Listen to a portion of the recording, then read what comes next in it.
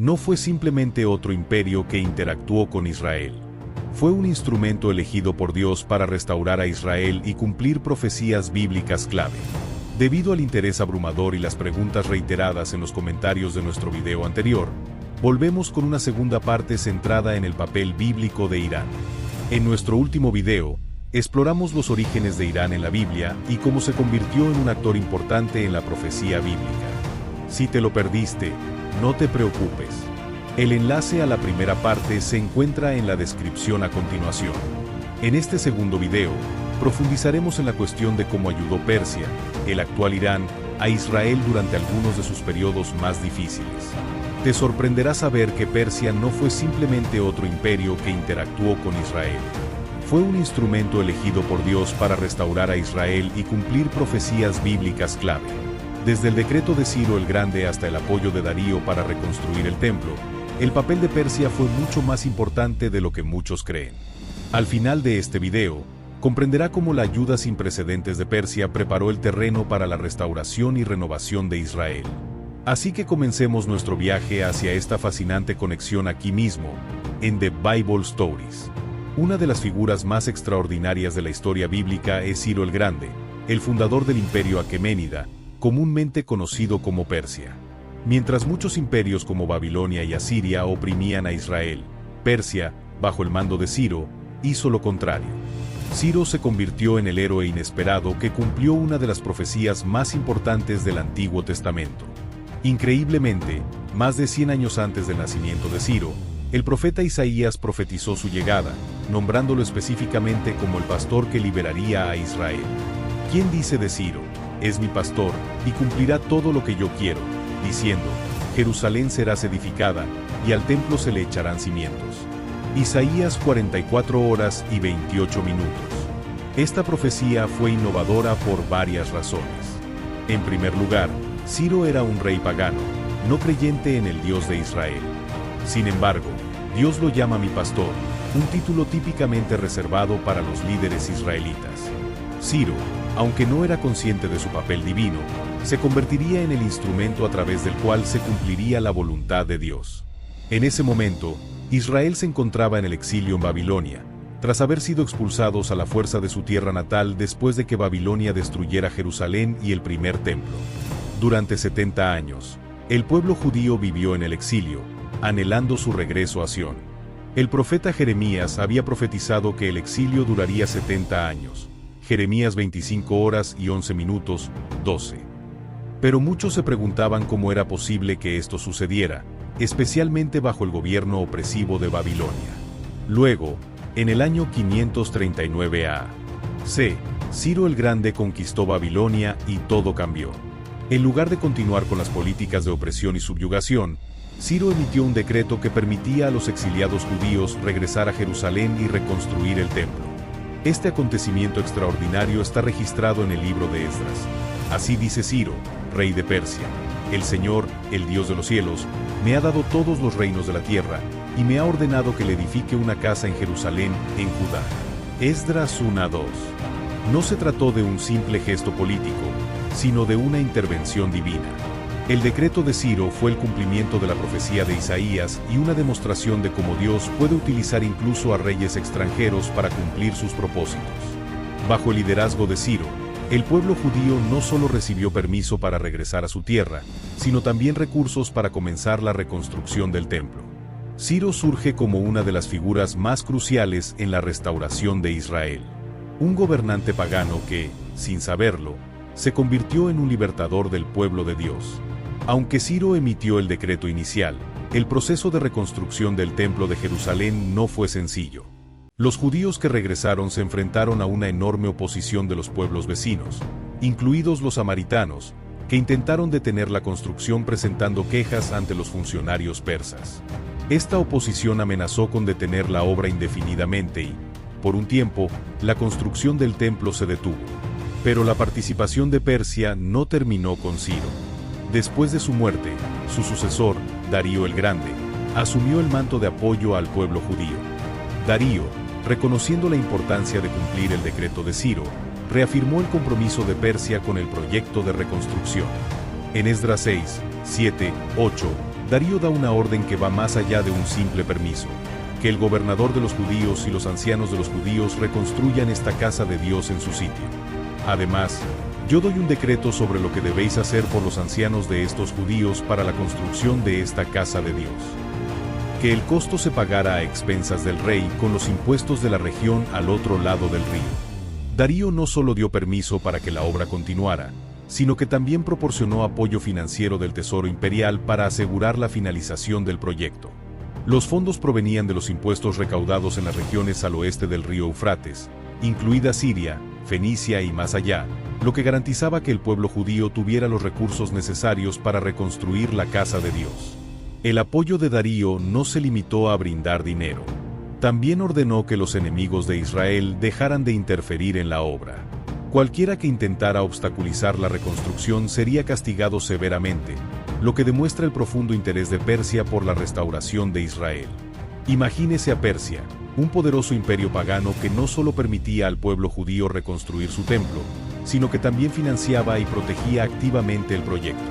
Esta es una muestra notable de la soberanía de Dios sobre las naciones, donde incluso un imperio pagano fue utilizado como instrumento para restaurar a Israel. Además de proporcionar fondos, Darío fue un paso más allá al ordenar que se hicieran sacrificios al Dios de Israel en nombre de la familia real persa, para que ofrecieran sacrificios de olor grato al Dios del cielo y oraran por la vida del rey y sus hijos. Esdras 6:10. Este mandato muestra un increíble nivel de respeto y comprensión por parte de Darío, quien reconoció el poder espiritual del Dios de Israel. Persia no solo estaba reconstruyendo el templo, sino que también reconocía que su éxito como imperio podía depender en parte de las bendiciones del Dios de Israel. Este apoyo sin precedentes continuó bajo el reinado de Darío, y el segundo templo se completó durante su reinado en el año 515 a.C. Como se registra en Esdras 6:15, una vez más, Persia había ido más allá para garantizar que el pueblo elegido de Dios fuera restaurado a su tierra y pudiera adorarlo libremente. Después de la reconstrucción del templo, la ciudad de Jerusalén seguía siendo vulnerable. Sus murallas estaban en ruinas, lo que dejaba a la ciudad indefensa ante los ataques y simbolizaba la continua debilidad de Israel.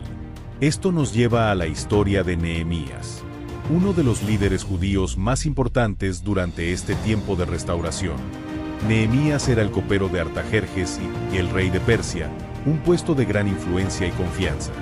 A pesar de su prestigioso papel en la corte persa, el corazón de Nehemías estaba con su pueblo en Jerusalén. Cuando supo que las murallas de Jerusalén seguían derribadas y las puertas quemadas a fuego, se angustió mucho. Los sobrevivientes que quedaron del cautiverio en la provincia estaban allí en gran angustia y oprobio. La muralla de Jerusalén también estaba derribada y sus puertas quemadas a fuego. Nehemías 1:3. Nehemías sabía que Jerusalén nunca podría ser verdaderamente restaurada sin sus murallas. Sin embargo, acercarse al rey con semejante pedido era peligroso. Artajerjes tenía poder de vida o muerte sobre sus súbditos, y pedir favores podía ser visto como una actitud presuntuosa o incluso traición. Sin embargo, Nehemías oró al Dios del cielo y se acercó al rey con valentía. En un increíble acto de favor divino, Artajerjes no solo concedió la petición de Nehemías, sino que también le proporcionó cartas de salvoconducto, escoltas militares y madera del bosque real para reconstruir las murallas de la ciudad. Y dije al rey, si al rey le place, que se me den cartas para los gobernadores del otro lado del río, para que me dejen pasar hasta que llegue a Judá. Y el rey me las concedió, conforme a la buena mano de mi Dios sobre mí. Nehemías 27:8. Una vez más, Persia intervino para ayudar a Israel, proporcionando apoyo tanto material como político para la reconstrucción de los muros de Jerusalén. La misión de Nehemías tuvo éxito y los muros de Jerusalén fueron reconstruidos en solo 52 días, un logro asombroso dadas las constantes amenazas y oposición que enfrentaron los constructores. Esta restauración de los muros simbolizó la restauración total de Israel, tanto espiritual como física. Con el templo reconstruido y Jerusalén fortificada, el pueblo judío pudo comenzar a reconstruir su nación bajo la protección de las promesas de Dios.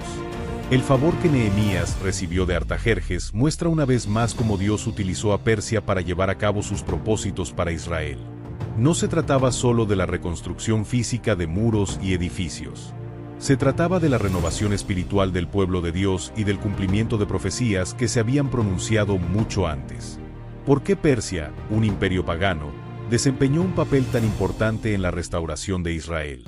Mientras que otros imperios como Babilonia, Asiria e incluso Egipto fueron vistos a menudo como enemigos u opresores del pueblo de Dios, Persia se destacó como una nación que ayudó a Israel en momentos cruciales de la historia. Una razón puede estar en la cultura religiosa de Persia en ese momento. El imperio persa estaba profundamente influenciado por el zoroastrismo, una religión que enfatizaba una lucha cósmica entre el bien y el mal. Si bien el zoroastrismo no era monoteísta en el mismo sentido que el judaísmo, sí creía en la existencia de un Dios supremo, Ahura Mazda, y en un orden moral para el universo. Esta creencia cultural en un poder superior puede haber hecho que los reyes persas como Ciro, Darío y Artajerjes fueran más abiertos a la idea de que el Dios de Israel estuviera activo en el mundo. Si bien no se convirtieron al judaísmo, reconocieron la importancia del pacto del pueblo judío con su Dios y actuaron para apoyarlo.